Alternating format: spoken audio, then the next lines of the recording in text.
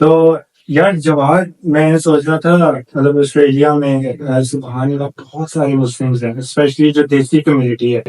यार ये मुश्किल है यार ये यार ये हंस के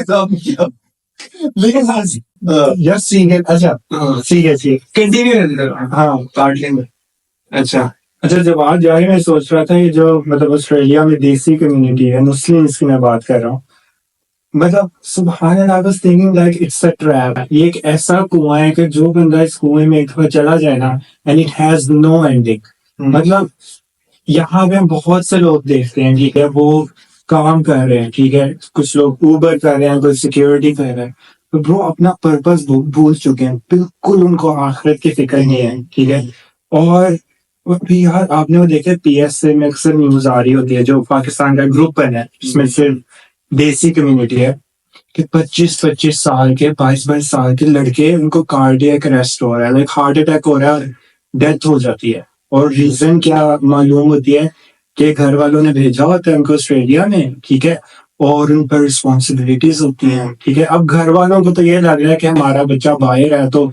पैसे तो जैसे दरख्तों पे उगते हैं ना यहाँ पे तो वो पैसे कमा रहे हैं ठीक है यहाँ पे अर्न कर ठीक है और घर की तरफ से स्ट्रेस है शायद उसकी बीवी भी हो बच्चे भी हो तो ब्रो एक बंदे भी इतनी रिस्पॉन्सिबिलिटी होती है अब उसके लिए जितने उसको पैसे चाहिए उस क्या उसको करना पड़ेगा 12 घंटे काम करना पड़ेगा शायद उससे भी ज्यादा अपनी नींद पे सेक्रीफाइस करना पड़ेगा और 24 आवर्स ब्रो लोग ऐसे काम करते हैं और कुछ लोग ऐसे हैं जो कि गाड़ी में सोते हैं लाइक 4-5 घंटे का पावर नैप लेंगे और फिर अगले दिन अगली शिफ्ट स्टार्ट कर दें क्योंकि घर में पैसे भेजने हैं ठीक है और फिर आपकी मेंटल हेल्थ जो है वो बहुत खराब होती है आप डिप्रेशन का शिकार होते हो फिर ऐसे हादसा जो है ना वो वाकया पेश आता है जैसे कि सडन डेथ होगी और इतनी बड़ी मतलब ट्रेजेडी जो है ना वो कॉज हो जाती है so bro I was thinking कि हम हमें ऐसा क्या क्योंकि अल्लाह सुब्हानहू तआला कुरान में हमें हमारा पर्पस बताते हैं हमें किसी एक मकसद के लिए पैदा किया गया राइट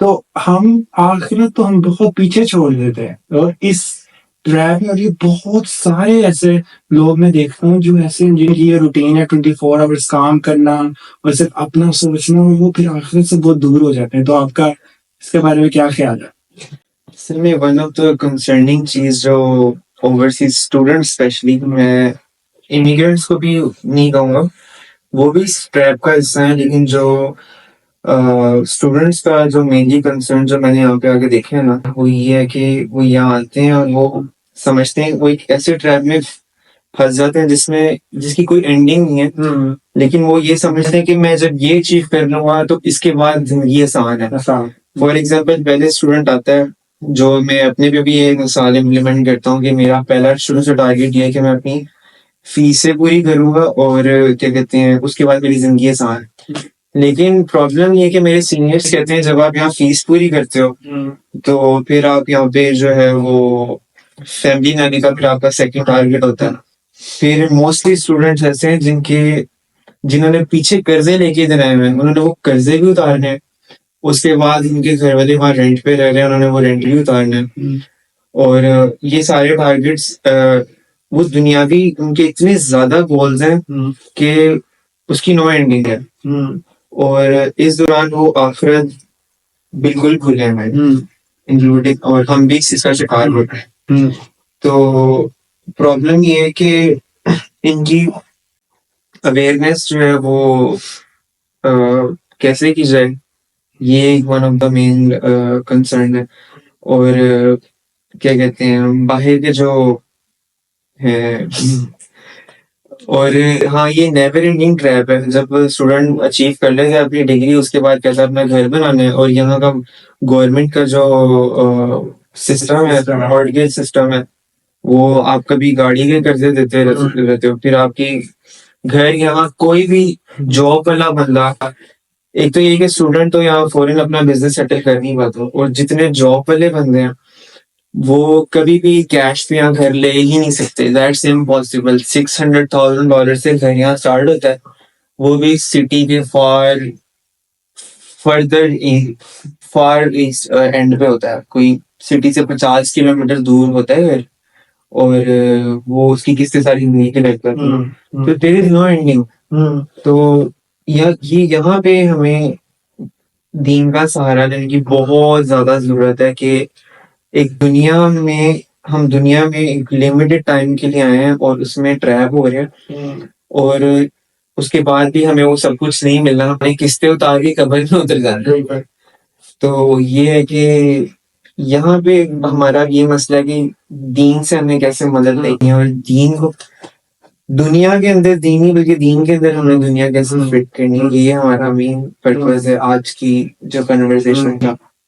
तो ब्रो अब प्रॉब्लम पता है क्या है, अब हमें ये देखना होगा कि ये रीजंस क्या हैं, क्योंकि मैं टू बी ऑनेस्ट जब भी मैंने आपके सामने भी अपना सारा सिनेरियो रखा है कि लोग इस तरह की जिंदगी गुजार रहे हैं, ठीक है, आखिरत की तो उनको फिक्र नहीं है, ठीक है, मतलब दुनिया है सब कुछ है।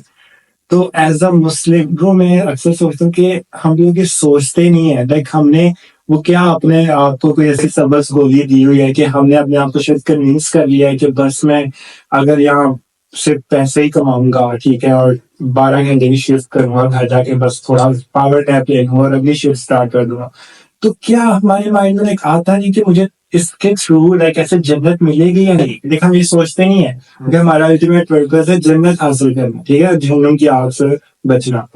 तो हम यहाँ तो ये मान लें कि भाई मुझे जन्नत नहीं चाहिए, तो फिर आप जैसी मर्जी जिंदगी गुजारो, लेकिन अगर जन्नत चाहिए तो फिर जन्नत हासिल करने के लिए आपको एक सर्टेन स्टेप्स से जो फॉलो करने पड़ेंगे, जो अल्लाह सुब्हानहू व तआला हमें कुरान में बताते हैं, और अगर हम उनको नहीं फॉलो कर रहे तो कैसे हमने अपने आप को कैसे कन्विंस किया हुआ है कि हम जो है ना हमें जन्नत भी मिल जाएगी और ऐसी जिंदगी गुजार के।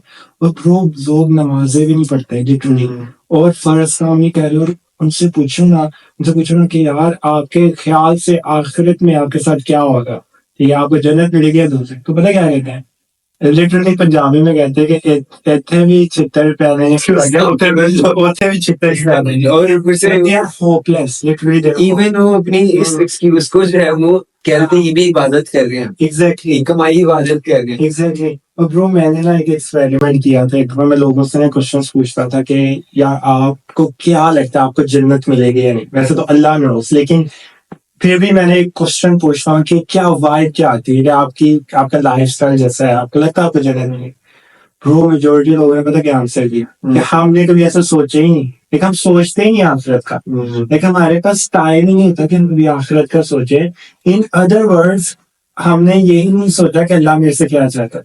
तो अल्लाह ताला कुरान में कहते हैं ना, या अय्युहल इंसान मा गर्रका बिरब्बिल करीम, that what has made you to forget about Allah सुब्हानहू व तआला, कि तुझे अल्लाह ताला की याद से किसने भुला दिया, इस चीज ने भुला दिया।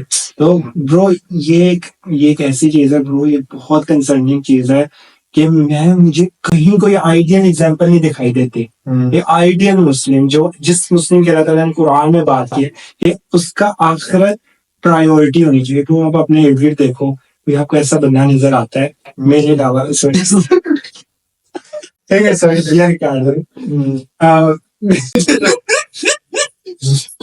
कोई बंदा आपको ऐसा नजर आता है सीरियसली जिसकी प्रायोरिटी आखिरत हो लिटरली, मतलब तो मेरा क्वेश्चन वही है कि ब्रो बैलेंस कैसे मेंटेन किया जाए, कैसे हम वो क्या ऐसी स्टेप्स है जिनको फॉलो करने से हम आखिरत को प्रायोरिटी आखिर तौर पे सारी जो रिस्पॉन्सिबिलिटीज हम पे अल्लाह ताला ने डाली, तो क्या इसका क्या बैलेंस कैसे मेंटेन करें आपके ख्याल से, व्हाट शुड वी डू? मेरे ख्याल से सबसे पहले तो बहुत ज्यादा रिमाइंडर्स देने की जरूरत है, और थॉट प्रोवोकिंग जो है ना वो लेक्चर्स देने की जरूरत है हमारी यूथ को, कि दुनिया तो बहुत लिमिटेड है, और सबसे जो तल्ख हकीकत है जैसे रसूलुल्लाह ने फरमाया कि दुनिया की तमाम लज्जतों को खत्म करने वाली चीज जो है ना वो मौत की याद है।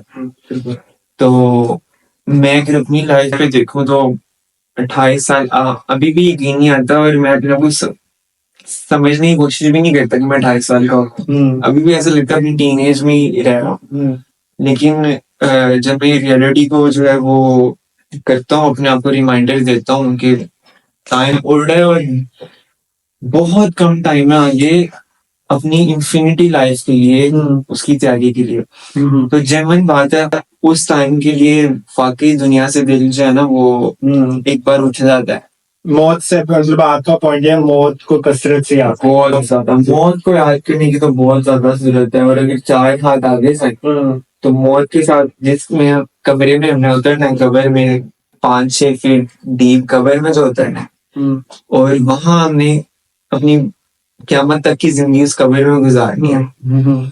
उसके लिए जो है ना वो हमें घर बनाने की जरूरत है, हमें एसेट्स जो है ना वो तैयार करने हैं, और क्या कहते हैं वो बहुत ज्यादा जरूरत है उसकी। बिल्कुल सही कहा।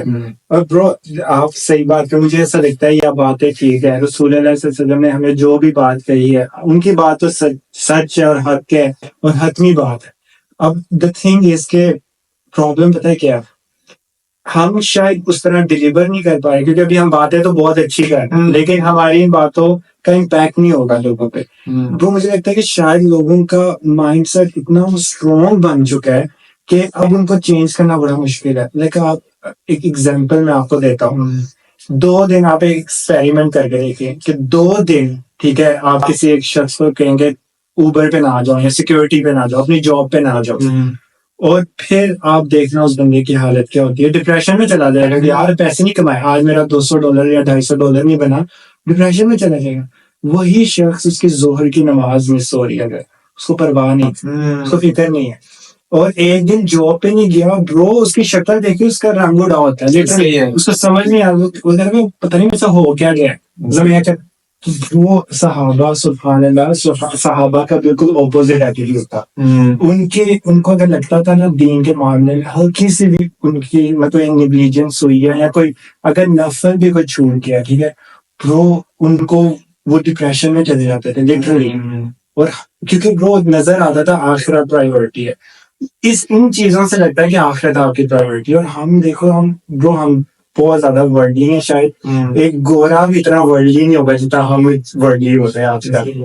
तो ब्रो अगेन क्वेश्चन वही आता है कि ये जो मैंने माइंडसेट की बात की उसको चेंज करना बहुत मुश्किल है। आपके ख्याल से क्या ज्यादा से ज्यादा लोगों को दावा करना पड़ेगा या ज्यादा से ज्यादा लोगों को एक्टिव होना पड़ेगा, एक्टिविज्म की तरफ आना पड़ेगा कि किसी को कोई खैर की बात पता है, ठीक है, तो वो दूसरे तक पहुंचाए। और ब्रो इसमें एक और हर्डल भी आती है ना कि हर बंदे को लगता है कि वो परफेक्ट नहीं है, ठीक है, वो परफेक्ट नहीं है तो वो दावा ना करे। फॉर एग्जाम्पल अगर उसको कहो ना कि यार अगर तुम ये बात किसी और तक पहुंचाओ खैर की बात, वो कहते यार मैं अपने आप को, उसके अंदर एक इन्फीरियरिटी कॉम्प्लेक्स है कि यार मैं खुद अभी स्टेज पे नहीं। करेगा कि तुम जो खुद तो एग्जैक्टली और ऐसा करते नहीं है लोग, मॉक करते नहीं है। हाँ कि यार क्या कौन है, हाँ क्या कर तुम खुद क्या कौन हो, तुम खुद तो प्रो परफेक्ट तो कोई नहीं है, कोई नहीं है। सहाबा को कोई एक बात पता लगती थी ना, घर से निकलते थे और बाहर जाके जो बंदा मिलता था उनको कि मैं इसके तक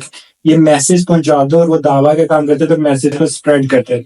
वो ये नहीं देखते थे कि मैं पहले अपना तज़किया करूं, पहले मैं परफेक्ट हो जाऊं फिर मैं बात करूं। खैर की बात पता है, स्प्रेड करो, फैलाओ, ठीक है। अल्लाह ताला कुरान में कहते हैं कि the best of the speech is the speech which you actually use to call someone towards the path of Allah, जिसको डॉक्टर जाकिर नाइकी अक्सर ये कोट करते हैं, ये इट इज अबाउट दावा। तो हमने दावा छोड़ दिया, हमने से प्रॉब्लम पता क्या है, जो लोग रिलीजियस भी है ना उन्होंने अपने तक इस्लाम रखा हुआ है। वो कहते हैं इसमें अपना तज़किया कर लो, अपनी नमाजें ठीक कर, ठीक है नमाजें ठीक है, आप नमाज पढ़ रहे हो, आपको खैर आप कुरान पढ़ रहे हो, वो उसको बस अपनी जन्नत की फिक्र है, वो उसको ये नहीं पता कि उसकी जन्नत भी डिपेंड करती है दूसरों की। एग्जैक्टली तो ये तो इस्लाम की ब्यूटी है। और ब्रो एक कौम पे अजाब आया था, आपको पता है कि अल्लाह सुब्हानहू व तआला ने फरिश्तों को ऑर्डर दिया कि इस कौम को तबाह कर दो। तो फरिश्तों ने कहा कि या अल्लाह यहाँ पे कुछ ऐसे लोग हैं जो बड़े नेक हैं, जो तेरा तज़किया करते हैं, रातों में क्या वो लैल करते हैं, इबादत करते हैं। तो अल्लाह ने कहा पहले उनको तबाह करो, उन्होंने इस्लाम से अपने तक रखा हुआ है। और ब्रो वो भी सुबह हम बात करें तो उस शख्स की दुआ कबूल नहीं होती जिसको खैर की बात पता हो, ठीक है, और वो सिर्फ अपने तक रखे और दूसरे को ना बता। तो आई थिंक, लेकिन ब्रो अगेन वो मुझे लगता है एक तो ये बात है, दूसरा ये माइंडसेट कैसे चेंज किया जाए लोगों का।